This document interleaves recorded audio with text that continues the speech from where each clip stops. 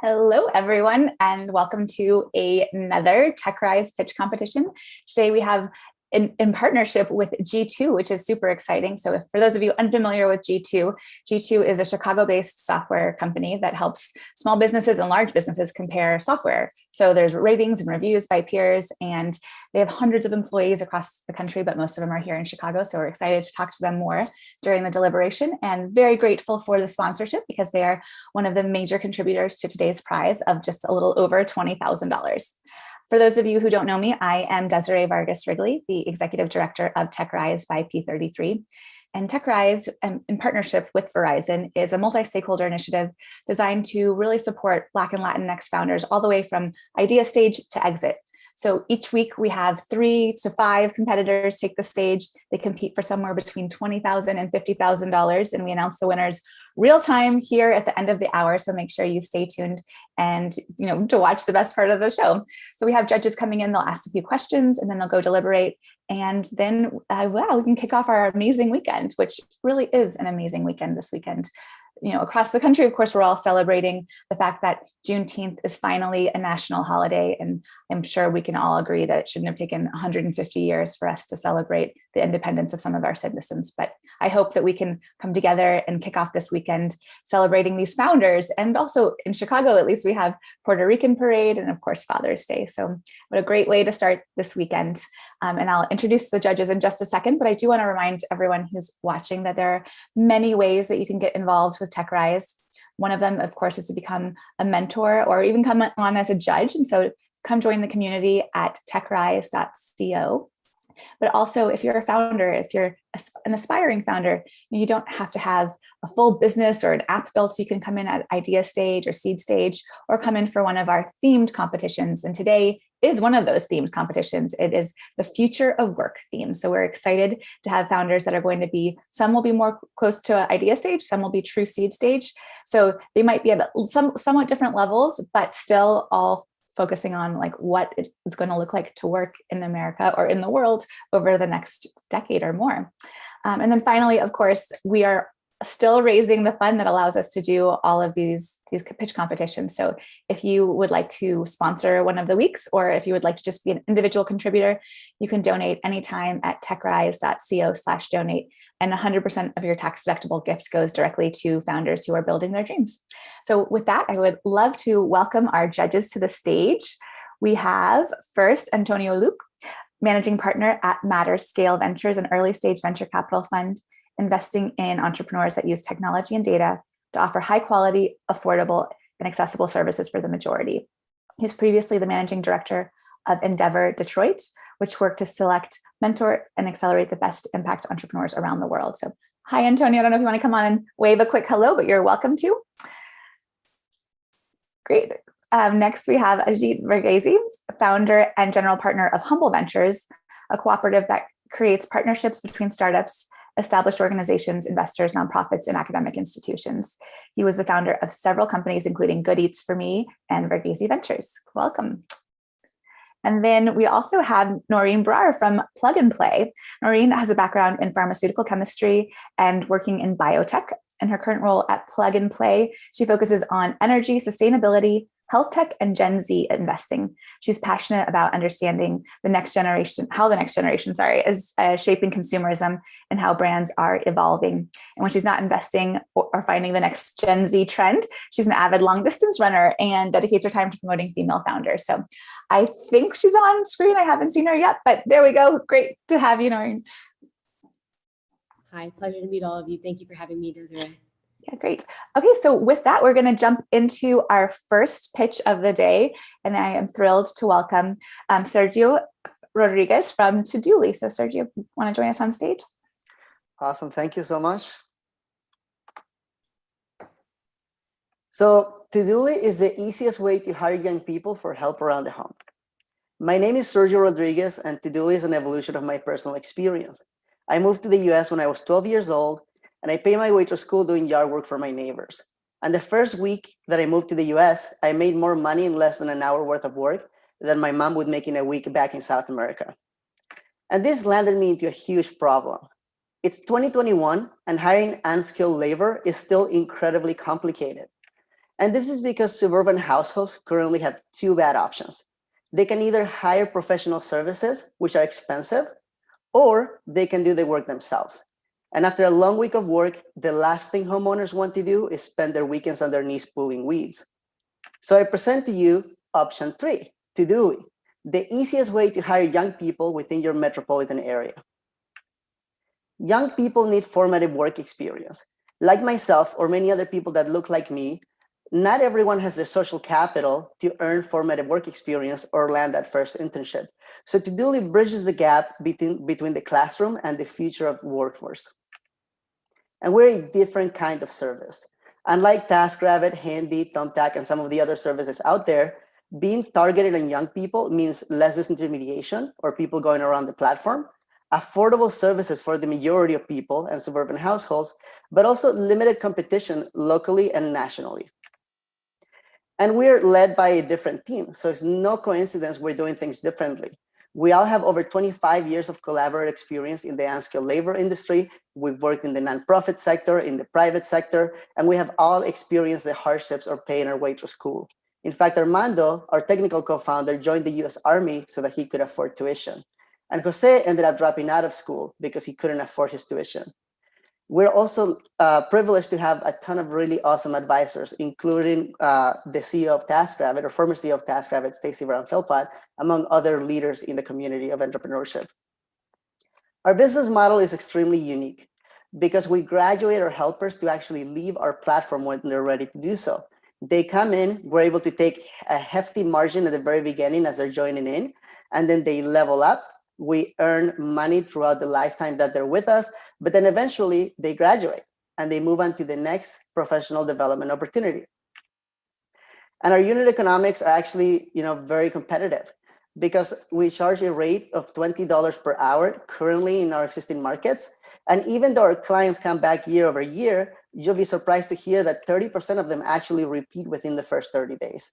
And because we have a gamification leveling system for revenue, we're able to take a 30% commission, which is double industry standard, even with our mid-level helpers. And this market is incredibly fragmented. You probably wouldn't be surprised to hear that according to the US Bureau of Labor Statistics, 7.2 billion hours are spent on yard work by suburban households, and there's currently no monopoly or leading industry company that is capitalizing on this opportunity. We have a very unique marketing strategy. We use our technology as well as door hangers to get a customer acquisition cost that is a third of our existing competition. And this allows us to actually make our money back on the first job. We've been privileged enough to receive early funding from some top tier venture capitalists and the accelerator program, Techstars Chicago. And we've been able to use this money to build a mobile app for iOS and Android, which has positioned us in a really good place for rapid growth now that our platform is finished. We plan to use the TechRise money to invest in some much needed marketing expenses and continue our growth trajectory, which would unlock a $3 million seed round for us. So please join us in our vision to become the largest and most inclusive professional development pipeline in the United States. My name is Sergio Rodriguez, and thank you so much for your time. Great, so now the judges can join us for some questions. Sergio, that was great. This is Ajit Verghese over at Humble Ventures, and I just commend you on what you're building, and I see the unmet need that you've articulated and how you're going about it. I really enjoy the presentation, and specifically a focus on one thing that you told us was how you're acquiring customers. Help me understand in this dual-sided marketplace how you're acquiring these students and these young professionals. Are there partnerships that help you get in? Because I could see the need for building up a work set of experience and going out and doing this work in local communities by people that live in and around those spaces. But how are you getting these, this dual-sided marketplace? Help me understand that, please. Thank you. Yes, so at scale, this is actually a three-sided marketplace, the third side being NGOs or nonprofit organizations that provide some of the formative work experience for our helpers as they level up. We acquire clients, like I said, through door hangers, also Facebook advertisement, and if we're fortunate enough to earn additional funding through TechRise, we plan to invest in Google AdWords and a few other marketing sources. In terms of the supply itself, we are supply constrained. The demand keeps on growing.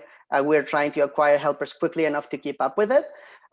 Before COVID, we would acquire helpers by setting up tabling events on college campuses, which was incredibly effective. We could get a helper to a job with less than $50 worth of expenses. Post-COVID, we had to get a little bit more creative. We've been doing Facebook jobs, job boards. We created a referral system where we give a helper $20 for bringing one of their friends on board.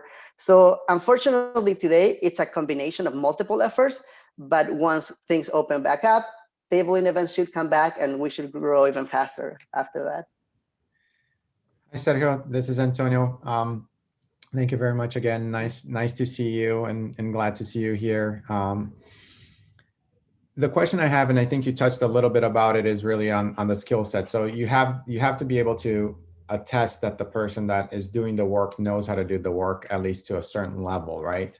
You mentioned working with nonprofits and so forth to get to that skill level. Can you expand that on a little bit more and help us understand, like, what does it take to get the person to that level? How do you do it, and how does that impact your costs and margins?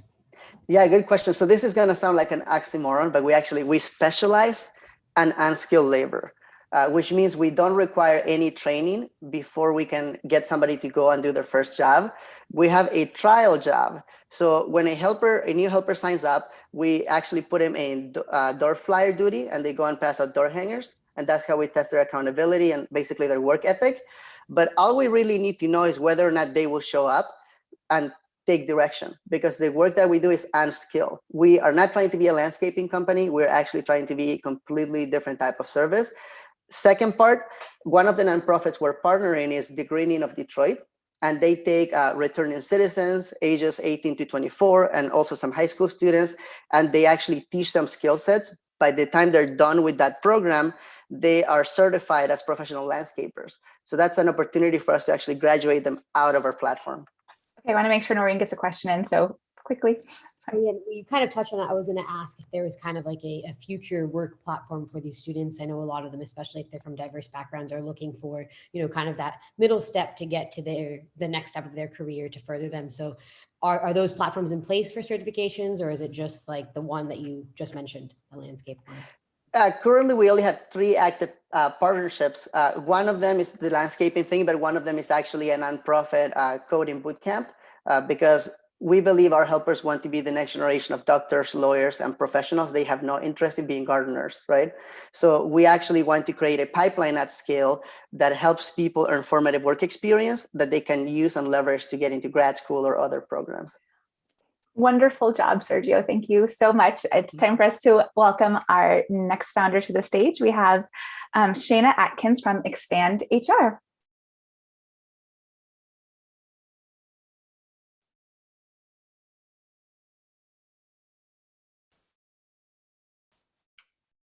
I'm not sure we have you video. Oh, there you go. Now you're muted. So just unmute and we'll be good to go. Hi, can everyone hear me? Yep, great. All right, so let me tell you about some recent feedback from user research that we've done at ExpandHR. Onboarding issues have cost me thousands of dollars. I didn't know what to look for, and I was paying for my mistakes. That's from Kim Lewis, CEO of CurlMix. Dr. Felicia Phillips, president of the U.S. Women's Business Network, says, once you do understand onboarding, it becomes a template for company culture. The workforce is changing rapidly as we move towards a gig economy, and a negative onboarding experience can result in new hires being 2 times more likely to look for other opportunities. For small businesses navigating this era, losing time and money is a combination they cannot afford. I am here to tell you about ExpandHR. It's a one-stop shop for people operations, providing an intuitive, easy to use, and scalable onboarding solution that drives culture from day one. How does it work? Employer hires new employee. It could be a contractor, gig worker, freelancer. They set up general information, choose required policy templates, and record custom welcome video. The employee receives notification to complete payroll, I-9, W-9, and training. The employee receives welcome videos and learn about the company, the history, and the ways of working. The employer receives confirmation that onboarding is complete, and they feel relief knowing their team member is ready. Did you know that the US HR technology market is worth $20 billion? And for small businesses, the total available market is $9.8 billion. For our target, which is Midwest for fulfillment and warehousing, it's $750 million. We plan to grow at pace by keeping an eye on the market, competition, as well as customer-driven feature development. And we project $4 million in our first 3 years. But in the next 18 months, we project $829,000 in revenue, with a plan to target our first 250 small business customers in third-party fulfillment and product-based e-commerce. Our business model is a monthly per employee subscription, and our market entry strategy is to hire an experienced business development associate to convert our first 250 customers, as well as set up referral partnerships with small business providers. So think regional banks, professional organizations, and small business networking organizations. So our projected customer acquisition cost is $30 in year one, and our lifetime value is $994.56. Our CAC will decrease as we scale our marketing, and our lifetime value will increase as we work on customer retention. Our biggest competitors are Gusto, Bambee, Bamboo HR, and Rippling. And for example, Bambee, they target under 150 employees, but their strategy is to give a dedicated HR manager, while ours is platform-based. We've achieved a good number of our milestones, and we are targeting our beta launch of our payroll solution next quarter. Our goal is to use this money for back-end development support, business development, and marketing. My name is Shayna Atkins. I'm the co-founder and chief product officer of ExpandHR, but more importantly, I'm a second-time founder and a product of entrepreneurs. I grew up on Chicago's West Side in the storefront of a beeper shop. And so I know personally what happens when a business doesn't scale effectively, but I also am just bring not only the expertise, but the passion of small business to this space. Thank you.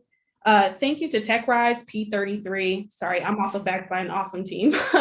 But thank you to TechRise P33 and G2, our sponsor. Do you have any questions? Perfect. Bring the judges on stage and you can stop screen sharing. Perfect, great.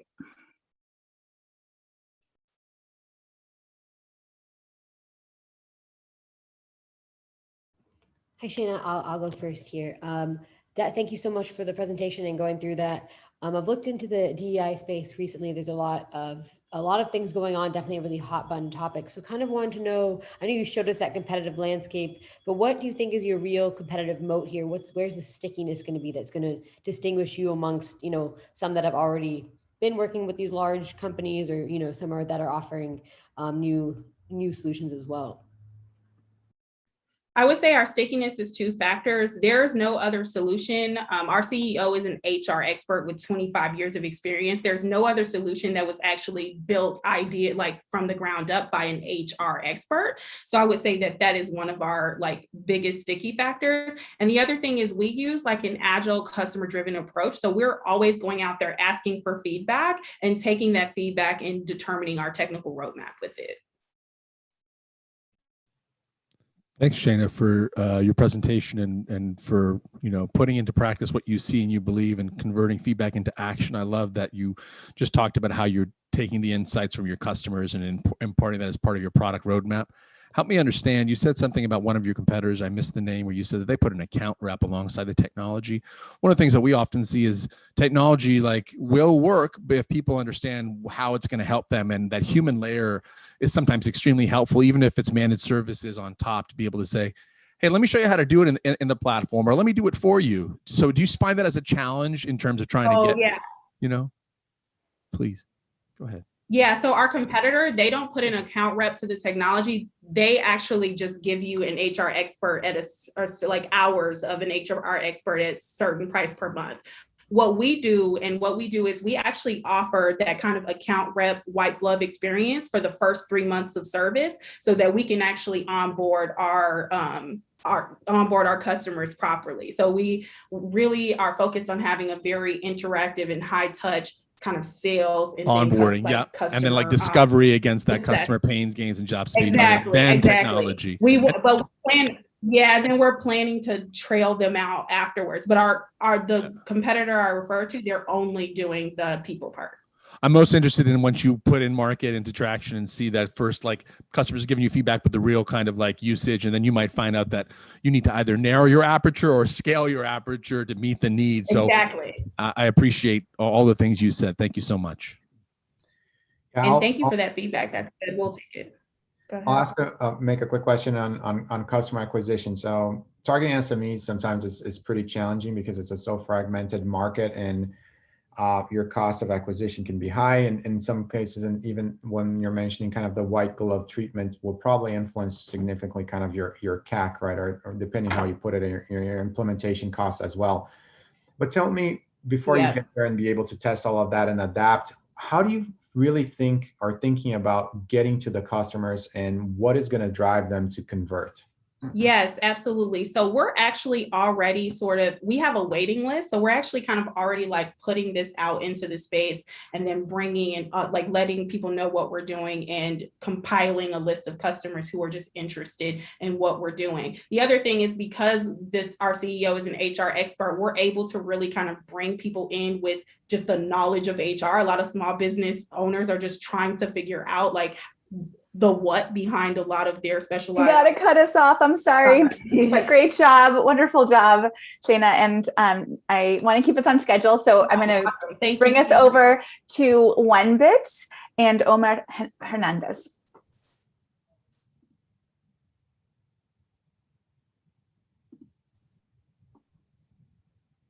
Hi everyone, we're Onebit, and we help small businesses make smarter financial decisions.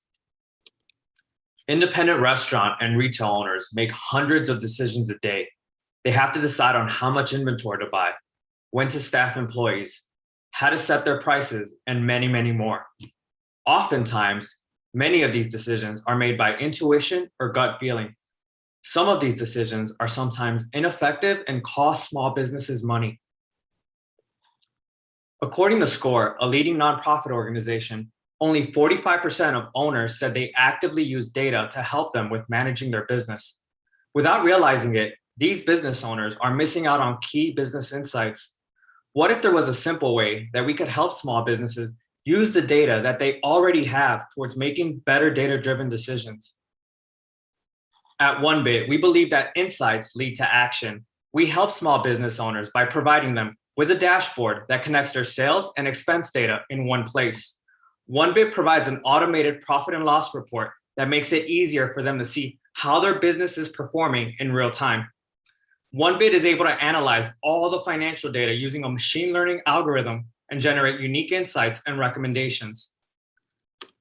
For example, Onebit can identify whenever a business owner is spending more than the recommended amount on a particular category like inventory. Since the business owner has a direct impact on the inventory cost, Onebit can send a notification along with a recommended action to help the business owner make a better informed decision. Onebit can also track vendor costs over time and automatically alert the business owner if their cost increases. Onebit then immediately recommends price adjustments. Onebit works by simply allowing the business owner to log into their POS system and then log into their business bank account and credit cards. We then aggregate all the financial data and provide insights. Onebit will operate as a SaaS business model with 3 tiers: basic, medium, and premium.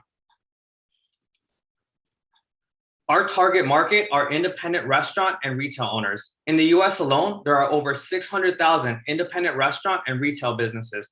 Based on our projections, this represents a total addressable market of over $600 million a year. Our customer acquisition strategy will include cold calling to local businesses. We will use digital marketing campaigns like SEO and paid advertising. Lastly, we will leverage partnerships with POS providers and trade groups like the local Chamber of Commerce and Illinois Restaurant Association. Over the past year, Onebit has been working with 3 local restaurants. We spent the year working directly with them in both the kitchen and back office so we could see what it was like to be in their shoes. These 3 restaurants have shared their financial data with our team to help us develop a working prototype. Based on our research, there are very few competitors in the current market. There are other business intelligence tools, but these tools all require specialized skills in data visualization, while other financial tools like QuickBooks offer expense tracking without any insights. Our 6-month milestones include completing development of our beta version, acquiring 10 active users, and securing our partnership with Square POS. With your help today, we can get one step closer to reaching our goals. Meet the Onebit team, which includes myself, Omar, a former business owner, Sean, who brings a strong restaurant network, and Ron, with over 14 years of experience in product management. Our team of advisors, which includes Fadi Hawithmet, CEO of Clockwork, Matt Doubleday, CMO of Wintrust Financial, and Michael Lee, Senior Engineer at IIT. Onebit helps independent business owners by providing them with a clear picture into their business finances. Choose Onebit today and help us empower and save small businesses tomorrow. Thank you. Now we can have the judges join us. Omar, thank you so much. I really enjoyed the presentation, and I think the idea is brilliant to be able to provide better insights in the decision-making process. I'd love to understand a little bit more how you're able to do that, from being able to look at the data. Do you need to scrub the data? How the characterization of data really works to be able to provide those insights? Because in my perspective, in certain ways, there's 2 ways that I'm thinking about this. One is the categorization of the data prior hand is probably one of the biggest issues that you're going to be facing to be able to provide these insights and how they connect. For example, a restaurant, how much lettuce is used on a sandwich, and how do you connect those prices to be able to do your analysis? Maybe I'm oversimplifying, but thinking about that way. And then the other portion is, how big of a solution do you become? Are you going to become potentially, and sorry, I'm not trying to oversimplify, but becoming a plugin to a POS system, a function within Square, Clover, etc., or you're going to build yourself in a platform? And if so, what are the additional functionalities? And then you start competing at a very different level. So how's your vision for the extent of the product and the company? Thank you, Antonio. So to answer your first question, we are doing our own classification model. So we have a team of data scientists as well as engineers that analyze the data. They'll classify it, and we do all the categorization on our own. So we have our own method of categorizing the transactions for the business owner. And then in terms of our long-term plan, we do see our platform being available within the POS systems within their markets at first, but we do want to expand later on to other types of businesses. So we would really use the money to help build out some additional integrations with other sales channels, like online channels such as like Stripe or PayPal, to be able to aggregate that sales data to our platform as well, so we could become more of an independent standalone platform as opposed to just being simply on the POS systems.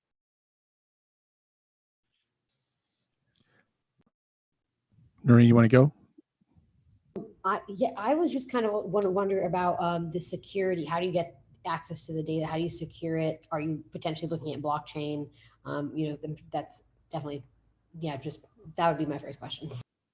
Thank you. So that was a concern at first. So what we did was we drafted up a security policy. We provided that to all the restaurants so they are aware of how we're managing the data, how we're securing it. We're using AWS as our hosting server right now. So it's a very secure platform. We're following all of the guidelines to make sure that we're properly making sure that the data is secure and that no one has any unauthorized access to it. Okay. Does that answer your question? Okay, Omar, thanks so much for your presentation. I really enjoyed it, and I spent a bunch of time in hospitality and retail and trying to build and scale some things and failing and succeeding and failing and failing. So like trying to round up that market is super hard. I know that POS was the third in your list to kind of go to market, but I feel like you need to think about channel partners sooner rather than later, because the cost of rolling all these folks up is super hard. the narrowness against your opportunity to just be one piece in the larger app store of whoever it is, doesn't matter the app store, Clover app store, Square app store, is one thing. Also restaurants, I love them. I wish I could, go back to my restaurant days, but you know how hard they are. You think about cloud kitchens right now in terms of like managing costing for people that have a brand new model, or even thinking about people who sell on Shopify and not necessarily food to go, but different kinds of products and managing, the pricing. Are those parts and parcel of your thinking? Thank you so much. Yeah, definitely. 20 seconds. Yeah, definitely. We are looking at different methods for pricing in terms of our target market with restaurant owners. And I understand that sometimes running a restaurant can be very like marginally, sometimes it's not there. That's why we gotta cut us off. I'm sorry. You can finish the question over chat, but very quickly. Okay. So great job, Omar. And next we're going to welcome to the stage Kevin Davenport from Ideal Digital Chicago.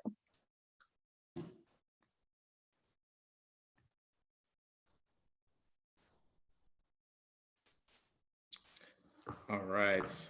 So we are Ideal Digital Chicago, a digital agency designed for community impact, emphasis on the impact. And we know the numbers. Young Black adults in Chicago are 7 times more likely to be out of school and out of work. And white households in the US have 10 times more wealth than Black households and 8 times more wealth than Latinx households. And we also started this company to solve an industry problem. We realized that education and training programs are abundant, but they typically last 2 weeks to a month, and it's not enough for employers that are looking for that 2 years of experience. So to solve these 2 issues of impact and the industry problem, we created Ideal Digital Chicago, which will provide that 1 to 2 years of experience to help close that gap and to serve as a diversity pipeline for those employers. So meet the founders. We have Matthew Kent, who brings over 11 years of digital marketing experience, and myself, Kevin Davenport, founder of the Ideal Candidate, which is a Black and Latinx impact nonprofit here. And focus on the Ideal there. That's actually where we got the Ideal from Ideal Digital, because we hired directly from the Ideal Candidate program from our south and west side of Chicago. And with that, we have 3 key revenue sources. The first being direct to client, the second being agency support, and the third being staff services, meaning we'll serve as a diversity inclusion pipeline for those same agencies and clients that we support directly. And when you look at the industry, it's a booming industry, projected to have over 17 billion by the end of 2021, with over 5,600 digital agencies here in the US. And we love this number because remember, our competitors are our partners. And one of the things we get to do is compete on a competitive work wage. So prominent workforce development programs boast wages of $12 to $20 per hour, but we start at $25 per hour. So when you look at Irving and Danae and Efitobere, they're able to gain critical experience while gaining money during that 1 to 2 years of training, in addition to gaining access to a progressive career path. And the whole program is designed that once they complete our training by that 1 year, 9 months, that they are positioned to exit out in this manager role and have a really clear pathway to keep growing their career success. So the Ideal Digital is a high profit digital marketplace, truly built for impact with predictable, strong margins that solve a prevalent digital industry problem. And remember, we are hyper focused on impact, meaning if we were awarded this $20,000 a day, it would literally be an investment in Chicago's future with over $1.4 million in household income by 2023, going back to the South Side. At Chicago's south and west side of Chicago's, and also allowing us to expand into other key US cities in the process. So with that being said, we appreciate your time. Thank you, and I'll open it for questions here.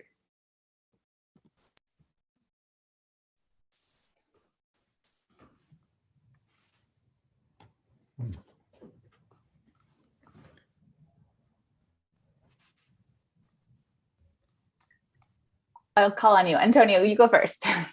Sounds good. So when I'm thinking about the digital agency, are you thinking about a specific target market or types of companies you're going to work with, and then train these individuals that are thinking about kind of upskilling them? Are you going to specialize in any sector? Because when you think, at least myself, when I think about digital marketing, it's a very, very broad, right? And doing digital marketing for an e-commerce company versus a potentially manufacturing company, you know that better than I, that's probably very different, the communication, the voice, the channels, and so forth, right? Can you talk to us a little bit about that and how you're thinking about potentially winning a market and moving forward, or if you're going to be more generalist? Yeah, absolutely. So about 60% of our revenue to date has come from the support agencies. So like the Leo Burnett's and the Red Ivies, they turn away business all the time. We help them to expand that capacity, and they love working with us because we are that impact story, and they can say that they are giving back to the community at the same time. And the other issue is they're always looking for diverse talent and having a hard time finding them. So this is the opportunity for them to not only find that diverse talent, but get a firsthand experience of working with them for a year or two. Additionally, we can always go direct to client and scale that side up. But one of the things that we're seeing already, the buzz around this impact model has been great. We plan to utilize that minority business enterprise. Municipalities are loving our work. So even like police and firefighter, they all need some of these marketing. And so the conversations have been going great. And that is the next, we actually have our application in for the MBE. So that's our next, segment to kind of attack there. Thank you. Thank you.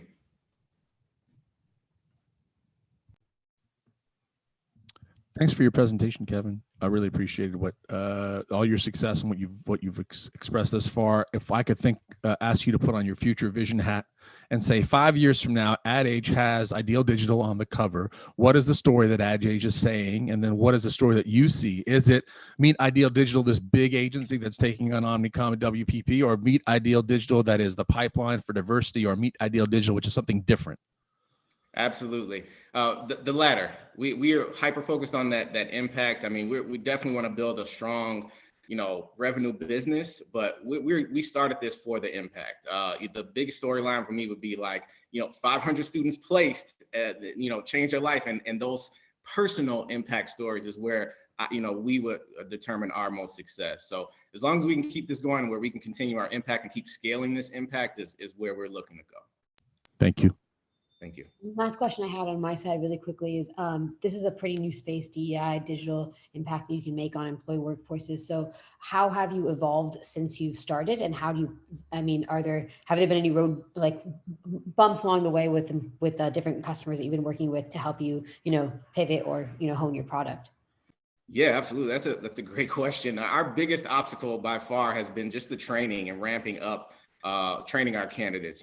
Usually it's finding the students, but since we can go directly to our, my nonprofit, that part has been pretty easy. But we've worked with, the Digital Marketing Institute. We've even tried Udemy, Harvard University, and Northwestern Kellogg has their own online platform. So we've walked our staff through all of those, and now we've created our own training program, and we're just kind of, sharpening that up. But yeah, the first year was a little bit difficult. So yeah, that's where we are. Great. Well, wonderful job, Kevin. I'm going to now welcome our last competitor of the day. We have Dr. Christine Izuakor from Cyber Pop-Up. Thank you. Okay, so thanks for the intro. Hi, everyone. I'd like to start with a quick question, and that is, how did you spend your favorite New Year's Eve? Or you may be out at a bar, maybe watching fireworks, partying with friends, all really normal ways to celebrate New Year's Eve. Now, I'm Dr. Christine Izuakor, the founder and CEO of Cyber Pop-Up, and I'm gonna tell you about Chris's atypical New Year's Eve. You see, while you were out maybe popping bottles of champagne, Chris was at home stressed out because their company was about to fail a cybersecurity audit. And if they didn't fix these issues by the end of the year, business would essentially shut down. And so talk about pressure. Chris was up all night into the early morning working to fix these issues alone. But Chris is not alone at all with this cybersecurity struggle, right? 76% of companies experienced a breach in the last year, yet most companies don't have access to a cyber expert. And that is a problem because whether your server was hacked or you failed an audit, right? Cybersecurity is serious business. It's also a highly specialized field. And so when you think about how people are solving this problem today, like why would you go to a traditional freelance platform like Upwork or Fiverr to find cyber experts in the same place that your marketing team is shopping for graphic designers? They're not vetted, nor are they specialized in this field.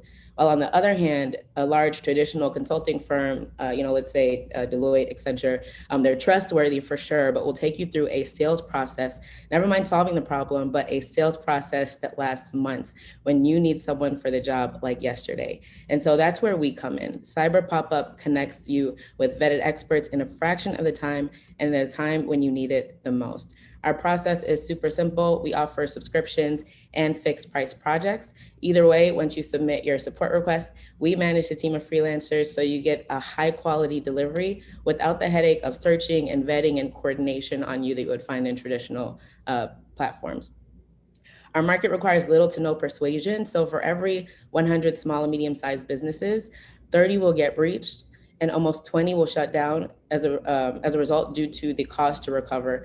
And so there are 30 million small and medium-sized businesses in the US, but we're focusing on the ones who feel this pain the most. And those are companies who tend to have a tech team in-house, but no cyber expert, and they are begging for help. We've confirmed this through tons of customer interviews, a beta test that gave us critical insight into the best way to package this offering as well. And so to date, we've done 6 figures in projects in our first year with everything from small businesses to large enterprises like Dow Jones, all with a 100% satisfaction rate. We plan to take this to the next level through strategic partnership opportunities that are already filling our pipeline. So for example, we have 2 partners at the table right now, both of which their entire leadership teams have been involved and highly engaged in planning this out. And they're seeking to make our service required for all of their customers to improve their cybersecurity posture. And they have a combined total of 4,000 customers, right, which could result in tens of millions of dollars in annual recurring revenue. And that's just one partner channel, right? There's more coming. I'm sure everyone heard of the Colonial Pipeline cyber attack and some of those recent things. And so even as a result of that, we had a Fortune 100 company recently reach out to us looking to collaborate to bring cybersecurity services to small businesses, which is one of their main customer segments as well. And so we're ironing out all of those partnership details and what it would look like. And our main focus for the next 12 months is really preparing for that demand. And so bottom line is we're on to something special here in the industry is really paying attention. And so a lot of exciting things are happening at Cyber Pop-Up, but of course there's more to our passion and our reason for existence. We also care a lot about social impact. And so our model inherently does good in the world by forging an intentionally diverse cybersecurity talent pipeline of the future through our freelancer base. Now, let's return to our friend Chris and that stressful New Year's Eve. Not a fictitious story. I am Chris. That's how I rang in my 2015 New Year's Eve. And so I know what it's like to be in the trenches, but I'm also obsessed with the cybersecurity industry. That's proven in my background. I was the youngest student and first African-American woman to earn a PhD in security engineering and have over a decade of Fortune 100 experience.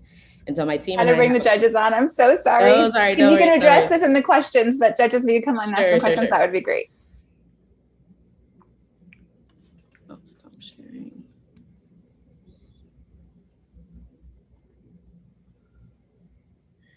Yes, I can start again, and it will be similar to a couple of the questions I asked in more of these kind of gig platforms or platforms that are bringing kind of some form of training. I've seen quite a few of them, and generally the time to get these professionals on board to me is one of the detriments to scaling. And not only get them on board, but make sure that you have them capacitated that they can solve the issue. The training, part of the training will be so that they represent you well in a way, right? So they have a very good customer experience, right? Promote a really good customer experience for the people you're connecting them with. So what are the tools, or how are you thinking about having these processes or maybe procedures, or how are you vetting these individuals so that both there is a quality of customer experience that they will be providing, but also obviously of technical abilities? Yeah, absolutely. Thanks for the question. So we have a very standard sort of vetting process. So they fill out an application that includes, your resume, all of your typical skills.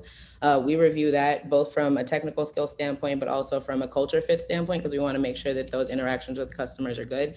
If they make it past that phase, they do a video interview. And again, it's just digging deeper into their expertise. If they pass that phase, they get let into the community. But in order to deliver on certain requests or certain products, let's say somebody needs an information security security policy or an assessment, they have to certify on that specific tool. And so there's a multi-layered approach there. And then when it comes to actually building up the freelancer pool and making sure that that has quality, it's through partnerships with certification bodies and with training organizations where we already know that they're vetting and testing these people out. And then we bring them in, they still go through our process, but having that sort of credential is just another step in making sure that they can provide the quality. Christine, I love what you're talking about. I think that there's a huge need, the SMB side.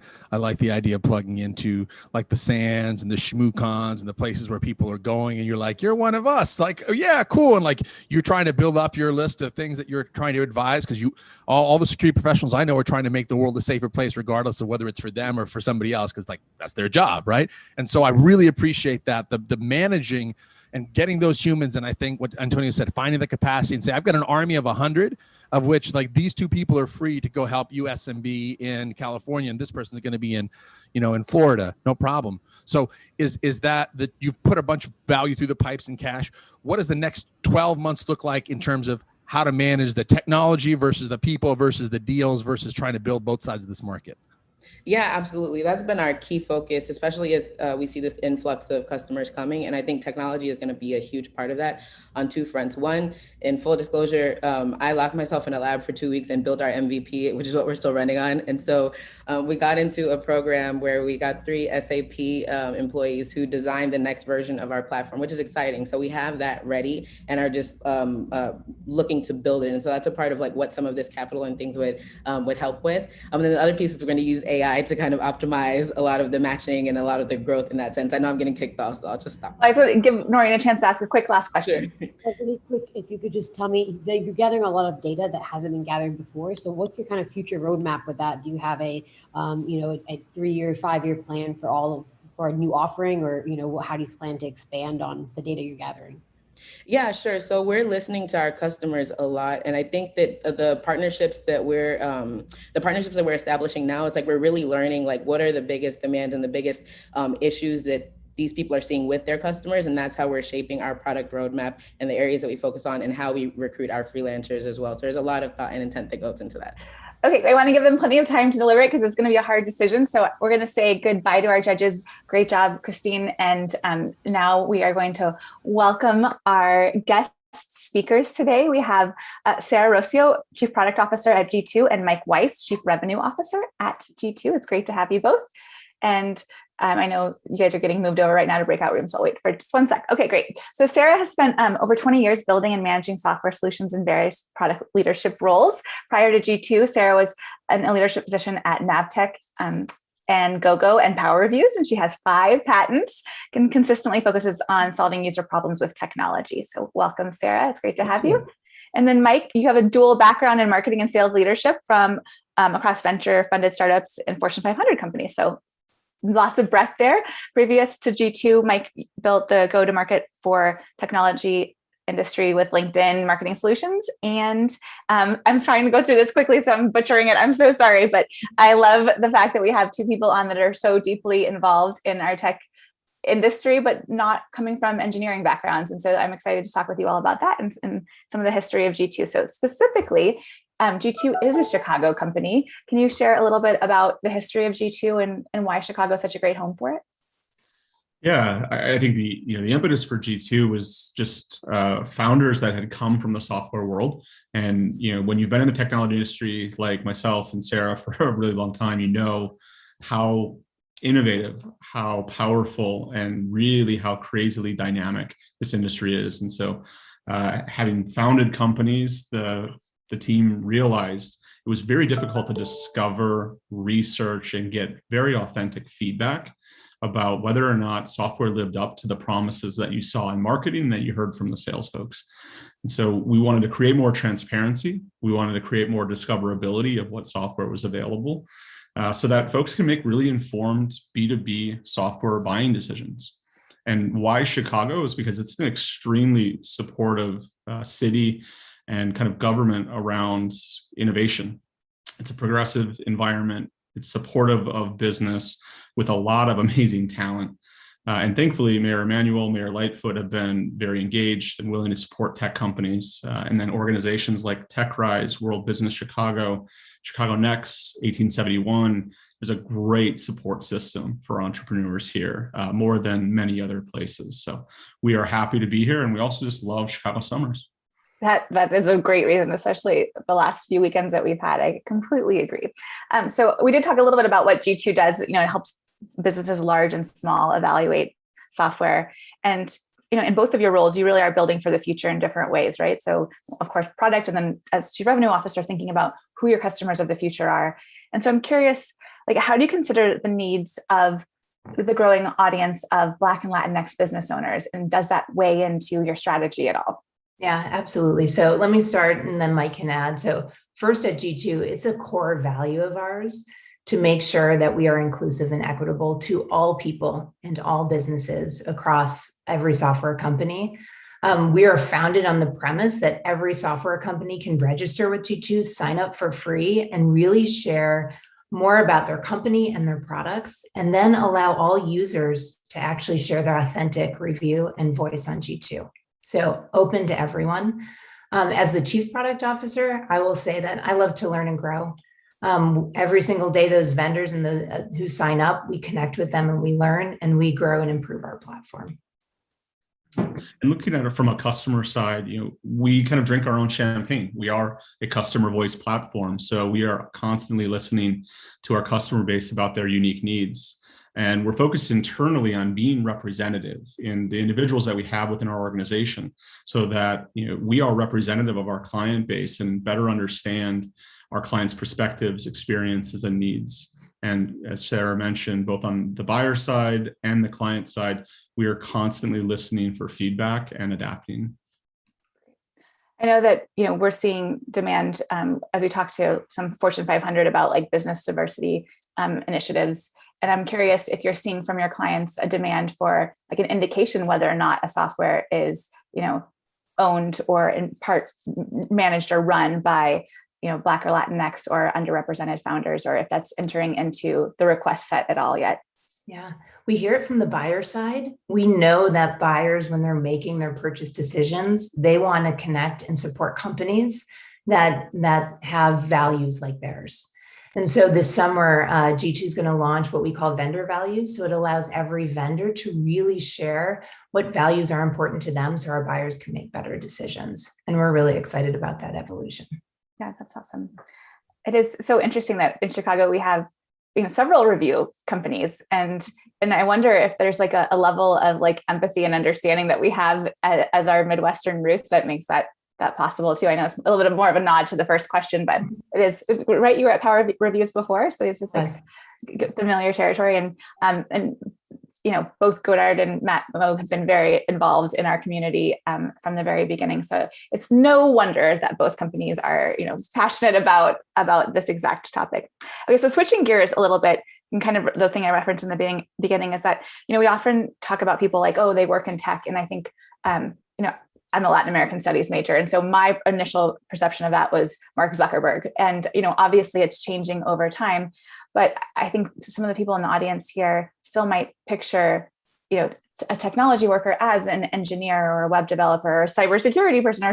So I'm curious, if you could share some of the story of how you found your way to tech from kind of business backgrounds and what it means to build a career as a non-hardcore tech person, but in a very technical role.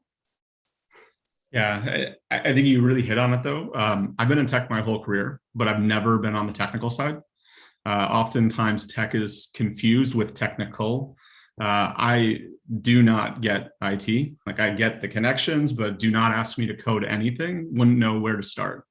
But tech really needs smart leaders. The technology companies operate the same way that other companies do. We need functional leaders across marketing, across sales, across operations. And so I gravitated towards it because when I came out of college, I knew that tech was going to be the future, going to be one of the most innovative and important parts of the economy. And so I sought out tech companies, and I really grew up in marketing roles before moving over to sales because I was very passionate and loved supporting and inspiring customers. And so I kind of followed what was I really interested in. And then I went to where I thought the market and jobs were going to be in the future. It's interesting. My path was similar, Mike. I was always passionate about solving the most complicated problems and just found my way into technology because I thought they were harder problems to solve. And we had more creative solutions. And honestly, I love the people that I got to work with. So I never wanted to leave. And I knew I could contribute something important, which was finding the problem set and describing and inspiring engineering teams who I knew could figure out how to solve it. And my advice to anyone is follow what your zone of genius is, follow your passion. And I think, and you have something to contribute to every team. I think that's so true. And, we talk a lot at P33 specifically about kind of the path into tech and what it looks like for, young people just graduating from our city colleges and our local colleges to think through those careers. And one of our previous competitors, Keisha from Sugar Gamers, focuses on this too. But I think people don't always realize all the different roles that happen at a tech company or at a gaming company in her example. And you need storytellers, you need performers, you need, people with deep levels of empathy, both for the customer support side, who then often can be really fantastic product managers. And so, I guess if you were to give an 18 or 22-year-old some advice right now about thinking about tech, sorry, my dog is very excited about something. What would be that one piece of advice? I would say when you think about tech and you want to get into a tech company, know that you love what problem they're solving, and make sure that you know about what they're doing and you focus there, and make sure that you can provide opportunities on how to grow the business. Great. And then Mike, I'm so sorry I called you Mike Weiss at the beginning. I realized this is not Mike Weir. I'm so sorry, but great to have you with the proper name now. What's your piece of advice? I agree with Sarah's, and I would add to it with just networking. I think it's really important not just to meet folks and get introductions internally with the companies that you want to work at, but you really want to make sure that you like the culture and you understand how they support, how they reinforce, how they judge performance of the job that you're looking for, because it should be a mutual fit. And so don't assume that what you read is exactly what you're going to get. Ask the questions, get to know folks, learn more, and make a very informed decision if it's the right opportunity for you. And read their reviews on G2 so you know if it's a good product that you're going into. 100%. So I guess as a final, thank you all so much for being here and for sponsoring this week's competition. And it looks like, Noreen, are you going to be announcing the winner? I guess so. Sorry. Okay, so wait, don't do it yet. Let's bring all the founders on stage so we can see you camera on, and we can announce the winner in like a little drum roll. Feel free to unmute everyone. And all right, we're looking for one more. All right, Sergio, there we go. Okay, let's hear who the winner is. All right, well, definitely a hard decision. And I want to thank all of you all for being here and for pitching to us today. You guys were all incredible. It was a very hard decision. Each and every one of you definitely are more than well deserving of the prize. But we decided that today the winner will be ToDoolie. Sergio, you did a great job. We appreciate, your dual-sided marketplace. We love the door hanger test. We love the hustle. I love that you're addressing this young, population that really does need just needs a hand, making their next step. So thank you so much for taking the time to pitch to us today. But again, I know all of you did a great job, and we are, so happy to have heard from each and every one of you today. Thank you. So, thank you.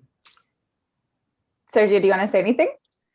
I mean, obviously, I'm very humbled and really appreciate the opportunity. The money is going to go directly into marketing, like I said, so we're pretty excited, for our growth trajectory. So thank you very much. Well, and thank you so much to our judges for spending time with us today and making this possible. Hopefully you are going into your weekend feeling good about changing the trajectory of one business. But also, everyone that comes on stage, that this is not a one and done, that we welcome founders back all the time. And even last week, Margarita was a second time visitor on TechRise and won on her second visit. So, please expect another invite. You are all incredible, and we're so excited to support you in many ways moving forward. Special thanks, of course, again to G2 and also to Verizon, as always, for being one of our sponsors. And we will see you all next week with our Get Cities partnership. So we will see 4 women in tech competing for at least $20,000 next week. Have a great weekend, everyone. Enjoy Juneteenth and Father's Day and Puerto Rican Parade.